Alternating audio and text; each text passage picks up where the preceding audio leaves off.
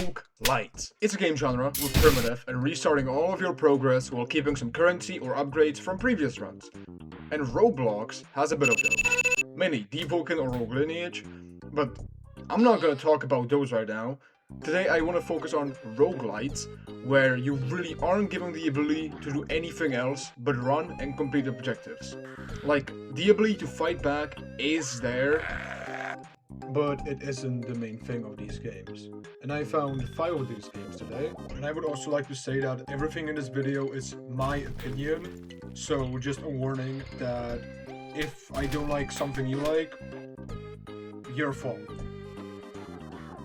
And the name of the first one I'm going to be talking about is Nullscape. Out of all the roguelites I'm going to be talking about, this one is probably the most unique, having 18 enemies in total and having around 50 curses and 30 upgrades to choose from.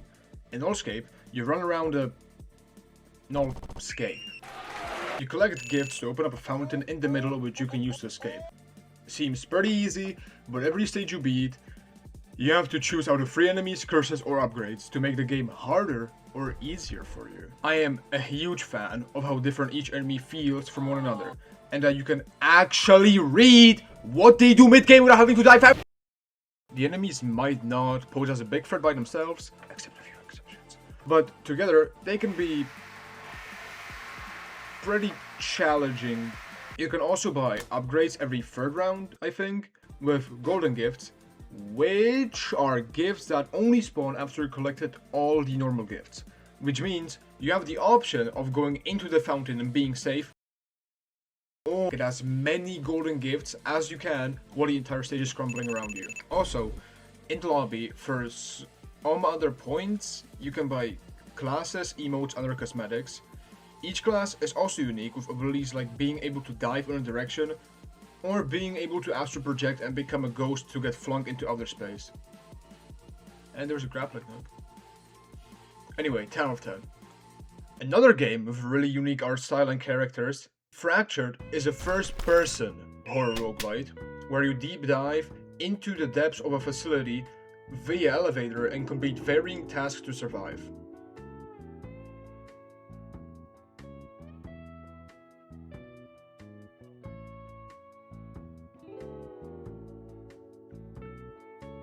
Now, at first glance, this may look like a copy of Repo, but it's not. At every floor, you're given 1 out of 4 tasks. Play Repo, do machines, break items, or run. And when you're done with that task, you go back to the elevator where you can buy items that help you in your run. The enemies in this game, again, vary, and harder enemies spawn the further down you go. There's a bit of them. Now the characters. You unlock them with film, I think, and each of the characters has a different playstyle and stats. At the start, you're given Bay, a character with no abilities and no drawbacks, but then you can unlock a crybaby, a schizophrenic, or a clown. 9 out of 10. Dandy's World. Now, most of you are going to skip over this part, which I won't blame you for, but hear me out. This game ain't that bad. And before everyone hangs me in the middle of the street, this game isn't perfect. It's not difficult, and it's way too grindy. And before I get to that, let me explain what this game is about, if you somehow don't know.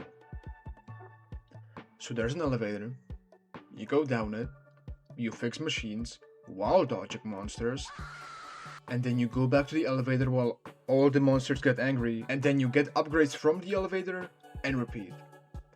And then when you lose, you buy new characters and do all that again. Now, I don't know what happened, but I played Dandy's World for 17 hours in a span of 5 days. And the main reason, at least for me, was the characters, or toons, how the game calls them. The toons in Dandy's World are these childish mascots with, again, unique abilities and stats, but they're not just the characters you can play as. They're also the enemies in the form of Twisted. and each toon has a twisted, which means there's 20 plus unique enemies with unique stats, passives, and abilities.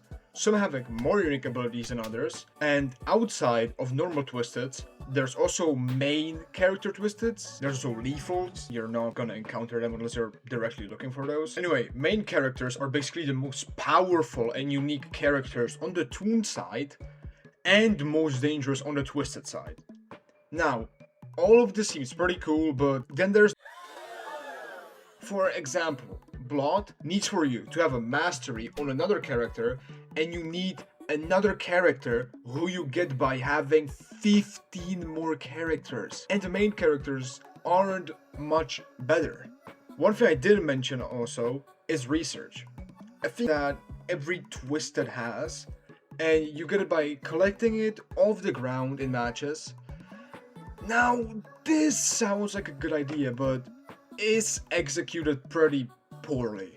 For you to, let's say, get a toon called Flather, you would need 100% of research on Twisted Flather, and you only get research if Twisted Flather is on the floor, and the worst part is, you only get 1% of research. Now sure, you get 5% research on a Twisted if they spot you, and you get double that if you're playing Roger, but the luck, the things you need for these characters is just absurd. The game's alright, but the grind and the gameplay are both miserable. Now, I'll admit, I played this game for the least amount of time here. Only around an hour, I'm pretty sure. But even though this game is just Dandy's World, but you're in a hotel, it's better. Even when it's still nowhere near completion. Now, gameplay-wise, it's just Dandy's World. Like, all the mechanics are here, but most of them are just done way better. For example, the objectives. I didn't really talk about the objectives that much in Dandy's World, but man, are the objectives in Dandy's World horrible. 2 of them are just quick time events, and the third one you just spam your mouse on. But in Tropicaland, to complete the furnace objective, you have to do 3 different mini games instead of just repeating a quick time event over and over again. And to complete the fuse box objective, you have to find a fuse somewhere on the map. By the way, while you have it in your inventory, you can see the fuse boxes. The map is also way better gameplay wise. Instead of it being really open and you can see every enemy from a mile away like in Dandy's World, here it's a small hotel floor with sharp corners and turns. There's also new mechanics like you being able to break vases to distract the faded. That's how the enemies are called, by the way. And wooden pallets, which function exactly the same like it did by Daylight. Now, the grind problem is still in this game, but as of writing this, they only have 5 characters in the game, which makes the rare ones and specific ones easier to encounter. Anyway, there isn't that much to say about this game other than it being a better version of Dandy's World, gameplay wise in my opinion, so a 7.5 out of 10. So remember when I said that there's gonna be more running than fighting in these games? Well, I lied. Because in Round 06, you're in a zombie apocalypse fighting off hordes of zombies with baseball bats and guns.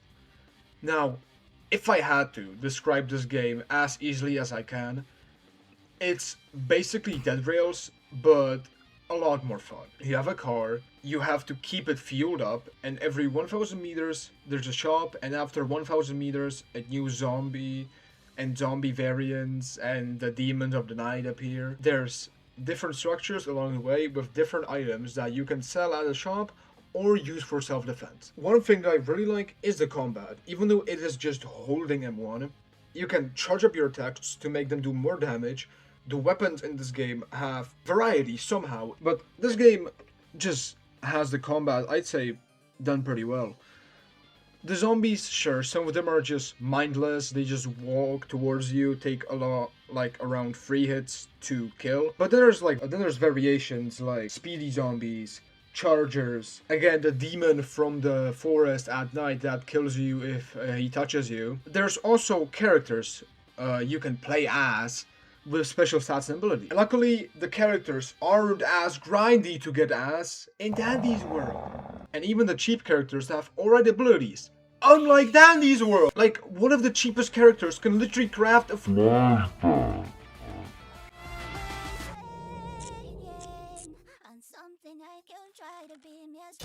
Hey, thanks for watching the video.